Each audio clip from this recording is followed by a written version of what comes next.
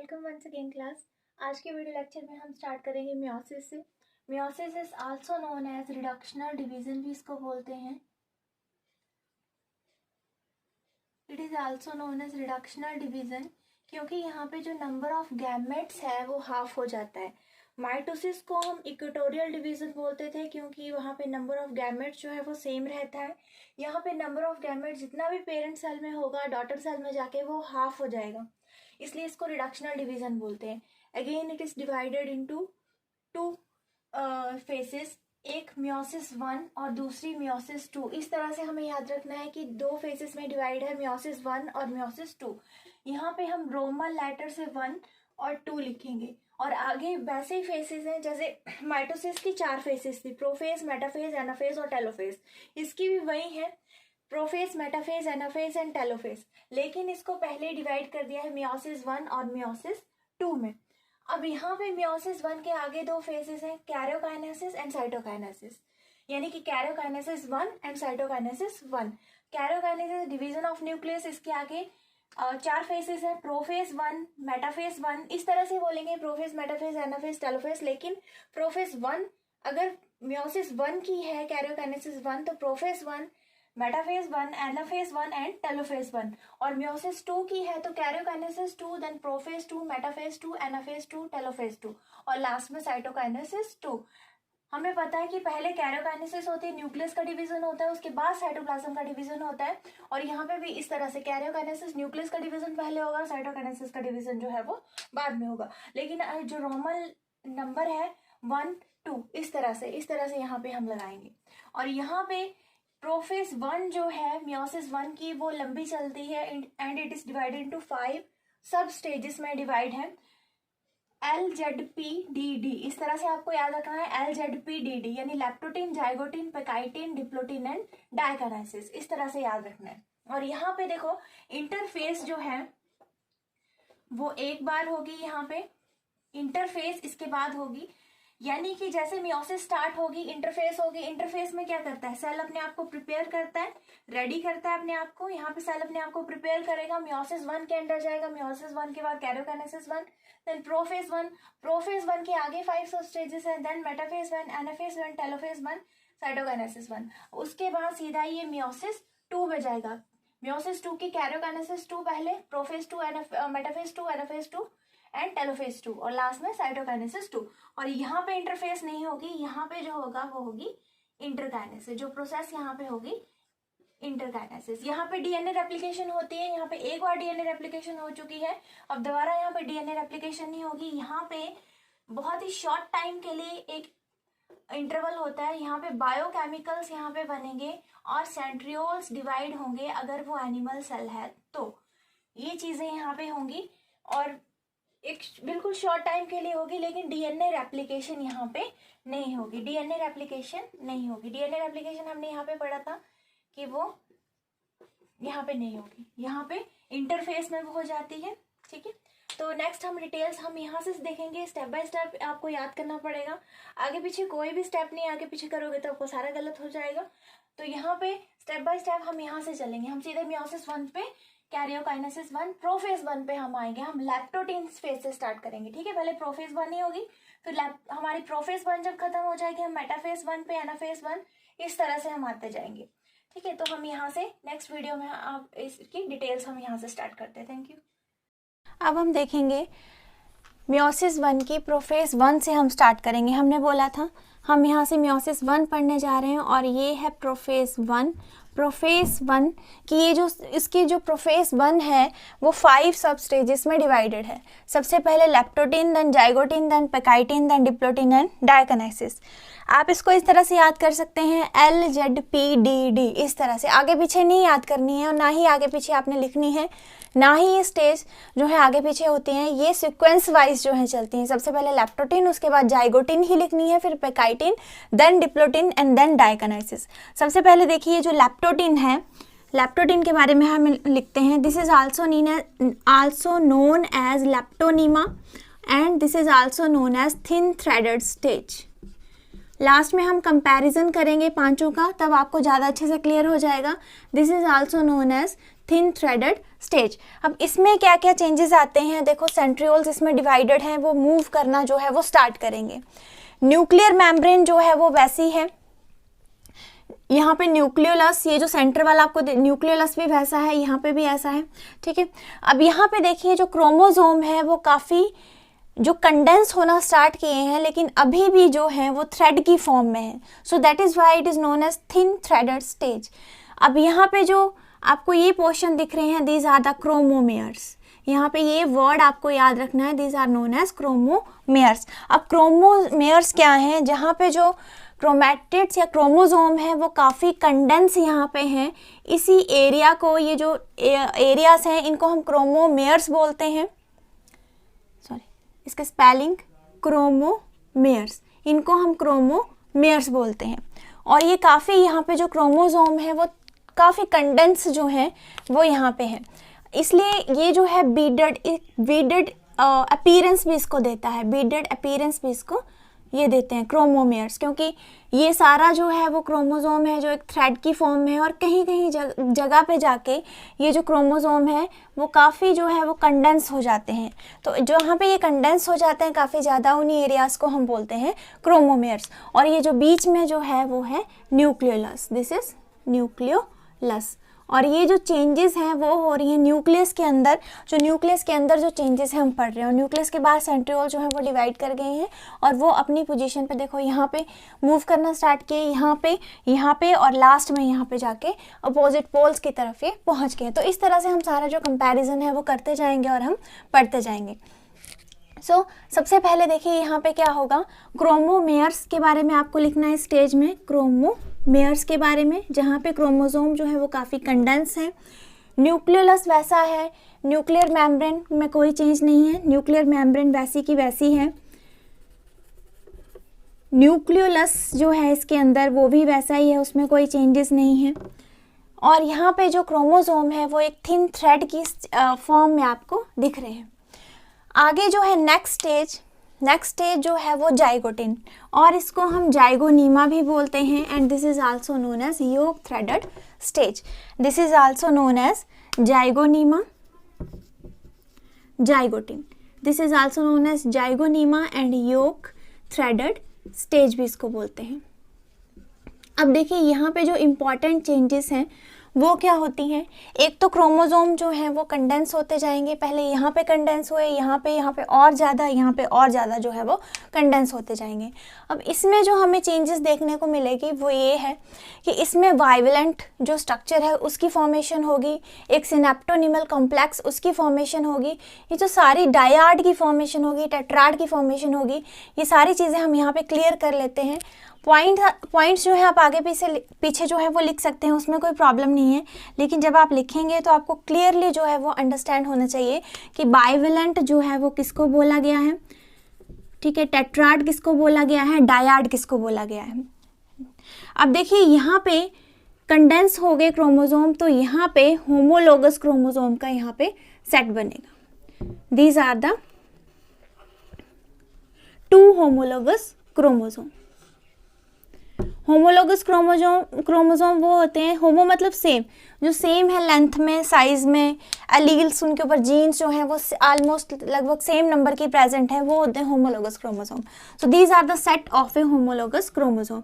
इसी स्ट्रक्चर को हम बोलेंगे वाइवेलेंट, वाई का मतलब 2, तो ये वाइवेलेंट, ठीक है। अब वाइवेलेंट में 2 डायाड हैं, एक डायाड ये है और दूसरा डायाड जो है वो ये है, this is known as dyad.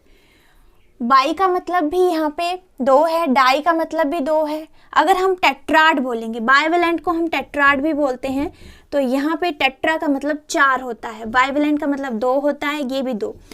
एक बाइवेलेंट में 2 डायाड है, ठीक है, this is a set of 1 bivalent.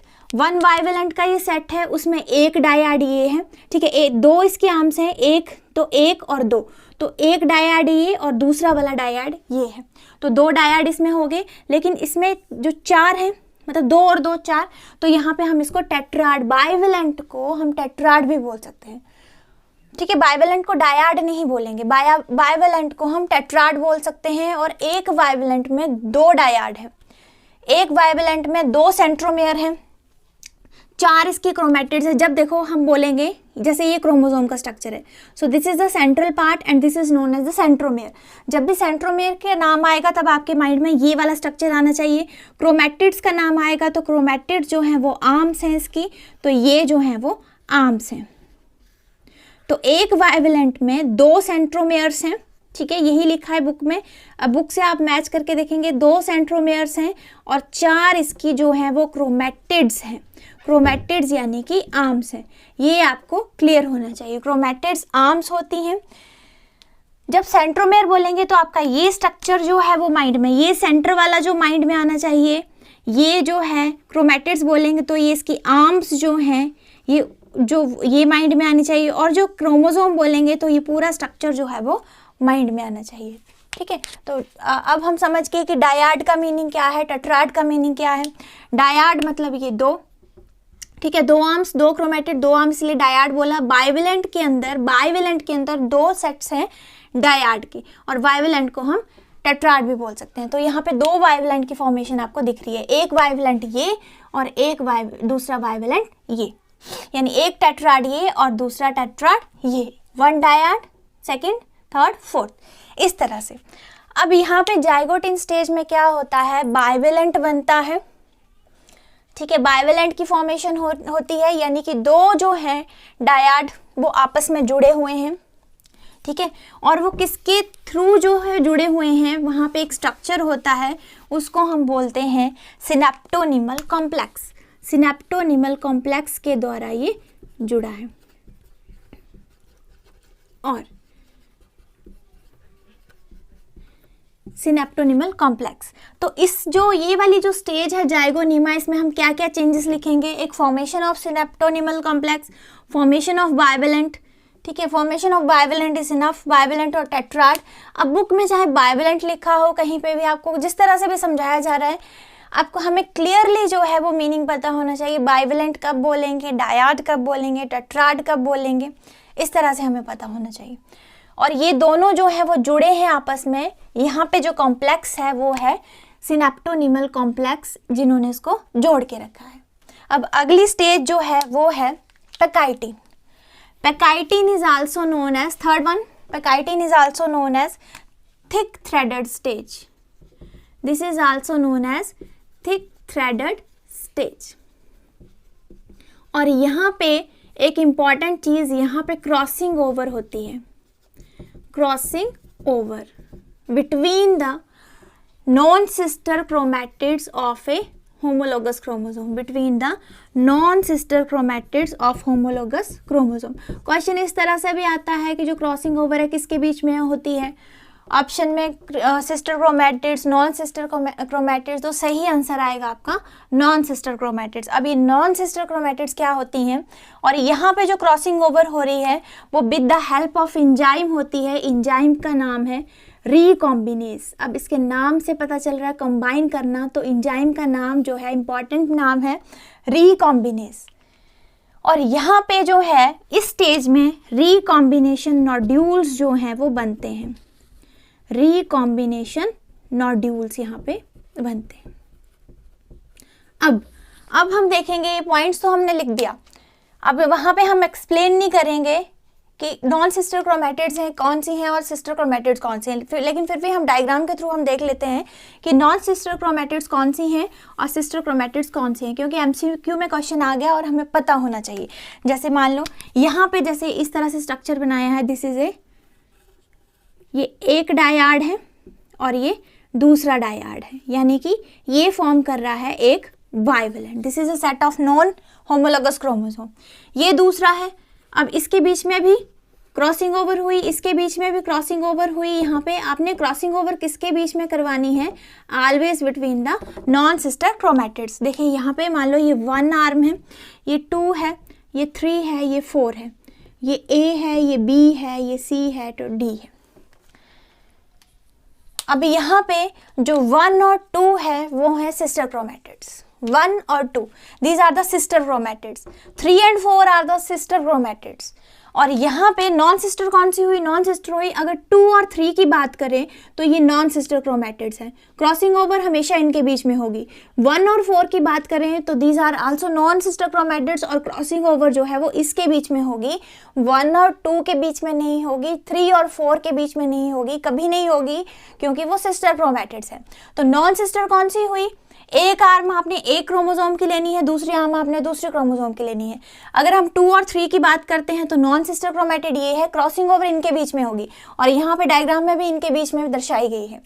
Simple बनाने के लिए 1 और 4 के बीच में भी हो सकती है, कुछ बुक्स में इसके बीच में भी बनाई होगी तो वो भी सही है, वो गलत नहीं है, because this are the non sister chromatids और क्रॉसिंग ओवर हमेशा नॉन सिस्टर क्रोमैटिड्स के बीच में होते हैं। यहाँ पे ए और बी जो है सिस्टर क्रोमैटिड्स, सी और डी जो है वो सिस्टर क्रोमैटिड्स।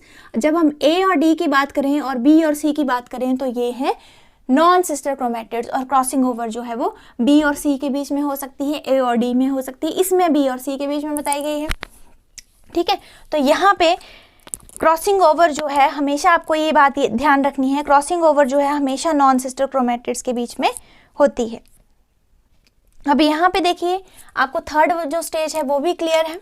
ठीक है, यहाँ पे क्रॉसिंग ओवर होगी, synaptonemal complex, bivalent, dyad, tetrad वो यहाँ पे बनेगा, क्रॉसिंग ओवर यहाँ पे होगी। फिर आगे क्या होगा, आगे देखिए आगे क्या होगा, आप ये भी लिखते जाएंगे कि एस्टर जो है, एस्टर फॉर्मेशन यहाँ पे हुई, फॉर्मेशन ऑफ एस्टर्स, और यहाँ पे जो है जो सेंट्रियोल्स जो है एस्टर जो है अपने पोल्स की तरफ मूव करते जा रहे हैं।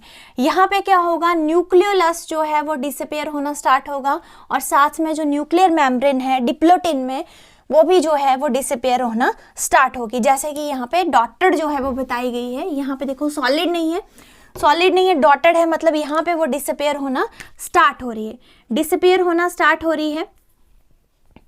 ठीक है, और यहाँ पे देखिए टर्मिनलाइजेशन जो है, ओके, डिप्लोटिन में हम लिखते हैं, अगर हम डिप्लोटिन के पॉइंट्स लिखने जाएं तो हम लिख सकते हैं यहाँ पे nuclear membrane start disappearing, nucleolus also start disappearing. ठीक है, इस तरह से हम लिख सकते हैं स्टार्ट, जैसा कि हमें डायग्राम में दिख रहा है, जैसा कि आपको समझाया जा रहा है, स्टार्ट डिसअपियरिंग एंड यहाँ पे आप न्यूक्लियोलस लिखेंगे, न्यूक्लियोलस आल्सो स्टार्ट डिसअपियरिंग, इस तरह से आप लिखेंगे। ठीक है, अब यहाँ पे क्या होगा, synaptonemal, third important point, synaptonemal complex जो है वो ब्रेक होगा, सिनेप्टोनिमल कॉम्प्लेक्स। अब सिनेप्टोनिमल कॉम्प्लेक्स कहाँ बना था, यहाँ बना था सेकेंड वाली स्टेज में, यानी कि जाइगोटिन में सिनेप्टोनिमल कॉम्प्लेक्स बना था जिसने 2 होमोलोगस क्रोमोसोम को जोड़ के रखा था। अब यहाँ पे जो क्रॉसिंग ओवर है, होमोलोगस क्रोमोसोम के नॉन सिस्टर क्रोमैटिड्स के बीच में क्रॉसिंग ओवर हो गई है, यानी कि जो जेनेटिक मटेरियल है वो एक्सचेंज हो गया है। अब ये जो है वो अलग अलग होना स्टार्ट हो जाएंगे, तो यहाँ पे सिनेप्टोनिमल कॉम्प्लेक्स ब्रेक्स, ठीक है, ब्रेक पे लिखना है, ब्रेक्स, यहाँ पे वो ब्रेक होना स्टार्ट हो जाएगा। और फोर्थ पॉइंट हम इसमें इंपॉर्टेंट लिखेंगे, टर्मिनलाइजेशन,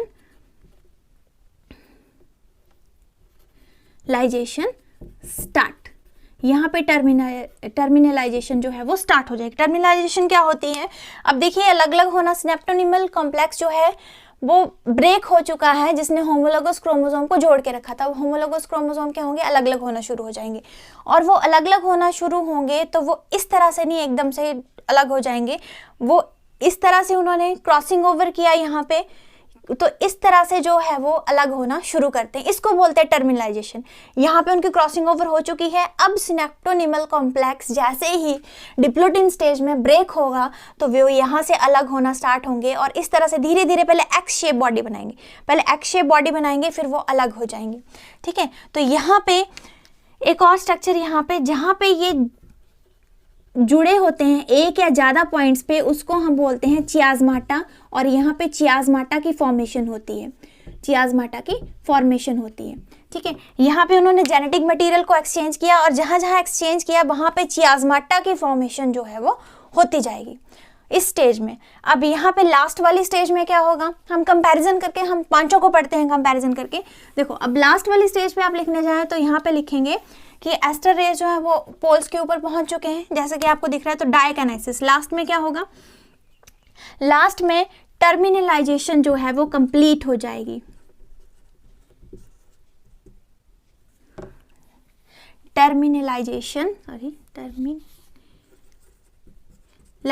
जो है वो कंप्लीट हो जाएगी, वो यहाँ पे कंप्लीट हो चुकी है। अब यहाँ पे जो क्रोमोसोम है वो सिर्फ टिप की तरफ अटैच है, मतलब ये दो इसकी आर्म्स हैं तो वो सिर्फ टिप की तरफ अटैच रहेंगे और वो रिंग लाइक स्ट्रक्चर जो है वो फॉर्म करेंगे। हालांकि यहाँ पे कंप्लीट हो चुकी है, अब टिप तक अटैच है, अब वो बिल्कुल अलग हो जाएंगे और यहाँ पे टर्मिनलाइजेशन जो है वो कंप्लीट हो गई है। और यहाँ पे न्यूक्लियर मेम्ब्रेन जो है वो डिसअपेयर हो गई, वहाँ पे स्टार्ट डिसअपेयरिंग, इसलिए हमने डॉटर शो किया है। और यहाँ पे न्यूक्लियर मेम्ब्रेन जो है वो डिसअपेयर हो चुकी है, ठीक है, न्यूक्लियर मेम्ब्रेन डिसअपेयर और न्यूक्लियस भी डिसअपेयर हो चुका है। और यहाँ पे स्पिंडल फाइबर की फॉर्मेशन जो है वो हो गई है, स्पिंडल फाइबर की फॉर्मेशन स्टार्ट हो गई है। यानी कि आप इसको ऐसे भी बोल सकते हैं, जो लास्ट वाली स्टेज है डायकनाइसिस, जहाँ पे वैसे ही अब एक आगे कौन सी स्टेज आएगी, प्रोफेज 1 के बाद मेटाफेज 1, तो मेटाफेज 1 में जो भी चेंजेस आएंगी वो इस लास्ट वाली यहाँ पे स्पिंडल फाइबर की फॉर्मेशन जो है वो स्टार्ट हो जाएगी। मेटाफेज में क्या होगा, वो अपने आप को एक इक्वेटोरियल प्लेन में अरेंज करेंगे, जैसे हमने माइटोसिस में पढ़ा था। वो हम आगे बढ़ते हैं, पहले हम इसको यहाँ तक कंप्लीट कर लेते हैं, ठीक है। तो यहाँ पे इस तरह से चेंजेस आएंगी। सबसे पहले अब देखिए, सुनिए, leptotene is also known as leptonema, thin threaded stage, zygotene zygonema, yoke threaded stage, pachytene this is thick threaded stage. यहाँ पे बाइवेलेंट और डायड बनते हैं, यहाँ पे और क्लियरली जो है वो दिखने शुरू हो जाएंगे इलेक्ट्रॉन माइक्रोस्कोप के अंदर। यहाँ पे डिप्लोटिन में क्या होगा कि चलो हम अब पॉइंट्स पढ़ते हैं, आप ये तो लिख ही लेंगे। यहाँ पे न्यूक्लियर मेम्ब्रेन देखिए, यहाँ पे वैसी की वैसी ले रही है न्यूक्लियोलस, और न्यूक्लियर मेम्ब्रेन यहाँ तक पेकाइटिन तक वैसी ही रह रही है। और यहाँ पे क्या है, यहाँ पे जो है वो स्टार्ट डिसअपेयरिंग और यहाँ पे डिसअपेयर हो गई है। ये पॉइंट दो पॉइंट बन गए। और एस्टर के बारे में आप लिखेंगे formation of aster, moving away of aster, moving away of aster, moving away of asters. और यहाँ पे एस्टर जो है वो रीच द पोल्स, जो सेंट्रियोल जो है डिवाइड हुआ है, एस्टर जो है वो पोल्स के ऊपर पहुंच गए। अब क्रोमोसोम के अंदर कैसे चेंजेस हो रही हैं वो इंपॉर्टेंट है, वो हम कैसे लिखेंगे। यहाँ पे जो है वो हाईली कॉइल्ड है अभी भी, हालांकि कंडेंसेशन जो है वो स्टार्ट हो गई है, लेकिन यहाँ पे अभी भी क्रोमोसोम काफ़ी कॉइल्ड हैं और कुछ एक जगह पे वो काफ़ी ज़्यादा ही कॉइल्ड है, ज़्यादा ही इकट्ठे हैं अपने आपस में। तो यहाँ पे फॉर्मेशन जो होती है क्रोमोमेयर्स की, क्रोमोसोम अलग चीज़ है, क्रोमैटिड्स अलग चीज़ है, सेंट्रोमेयर अलग चीज़ है, क्रोमोमेयर्स अलग चीज़ है। सारे में डिफरेंस आपको पता होना चाहिए पढ़ने से पहले, ठीक है, और पढ़ने के बाद भी। क्रोमोमेयर्स की फॉर्मेशन यहाँ पे होती है जहाँ पे क्रोमोसोम हाईली कंडेंस है। जाइगोटिन में क्या होता है, बाइवेलेंट की फॉर्मेशन होती है, बाइवेलेंट, डायड, टेट्राड, ये सारे ही एक साथ नहीं करने हैं, सारे आपने अलग अलग करके पढ़ने हैं। बाइवेलेंट में 2 डायड्स हैं, ठीक है, ये मैंने डायग्राम से आपको बता दिया है, पीछे जाओ अगर आपको नहीं पता लग रहा है तो। बाइवेलेंट में 2 डायड है, ठीक है, ये एक सेट है बाइवेलेंट का, एक डायड ये, दूसरा डायड है ये, और इसको हम बाइवेलेंट को और क्या बोलते हैं, टेट्राड, ठीक है, 4। Bivalent and tetrad is the same thing, एक ही बात है। किसने होल्ड करके रखा है इसको, सिनेप्टोनिमल कॉम्प्लेक्स ने। एक कॉम्प्लेक्स था सिनेप्टोनिमल कॉम्प्लेक्स, इसने जो है वो होल्ड करके रखा है। अब होल्ड करके रखा है तो क्रॉसिंग ओवर हो गई। यहाँ पे सबसे ज़्यादा क्वेश्चन आता है कि कौन से स्टेज में क्रॉसिंग ओवर होती है, तो पेकाइटिन स्टेज में होती है। ऑप्शन में ये भी होगा, ये भी होगा। क्रॉसिंग ओवर कहाँ हो रही है, जेनेटिक मटेरियल एक्सचेंज कहाँ हो रहा है, पेकाइटिन स्टेज में वो एक्सचेंज हो रहा है। रिकॉम्बिनेशन नोड्यूल्स यहाँ पे बनेंगे और यहाँ पे क्या होगा, यहाँ पे टर्मिनलाइजेशन जो है वो स्टार्ट हो जाएगी। पहले सिनेप्टोनिमल कॉम्प्लेक्स ब्रेक होगा, फिर तभी जो है वो अलग अलग होना, टर्मिनलाइजेशन जो है वो स्टार्ट हो जाएगी और किस फॉर्म में एक्स शेप बॉडी बनाएंगे, इस तरह से वो अटैच, इस तरह से वो धीरे धीरे धीरे धीरे एंड तक आएंगे, टिप तक यहाँ पे पहुँच जाएंगे। इसलिए रिंग लाइक जो है वो शेप ले लेते हैं, रिंग लाइक शेप यहाँ पे लेंगे। Terminalisation start, terminalisation completed, nuclear membrane start disappearing, nuclear membrane disappear. आप इस तरह से याद रखेंगे इनको। यहाँ पे सिनेप्टोनिमल कॉम्प्लेक्स ब्रेक होता है, चियाज़माटा की फॉर्मेशन यहाँ पे होती है। जो भी पॉइंट्स पे जहाँ जहाँ अटैच हुए हैं क्रोमोसोम उसको हम बोलते हैं चियाज़माटा फॉर्मेशन। और यहाँ पे लास्ट में जब मेटाफेज 1 में जैसे ही चेंजेस स्टार्ट होंगी दैट कम्स अंडर द डायकनाइसिस। यहाँ पे न्यूक्लियर मेम्ब्रेन सारी डिसअपियर हो गई, न्यूक्लियस डिसअपियर हो गया है, रिंग लाइक फॉर्म ले लेंगे क्रोमोसोम। अब बिल्कुल टिप टर्मिनलाइजेशन कंप्लीट हो, बिल्कुल टेलोमेयर मतलब लास्ट वाली जो पॉइंट है वहीं पर अटैच है। इस तरह से आप याद करेंगे। ओके, नेक्स्ट वीडियो में मिलते हैं। Thank you class.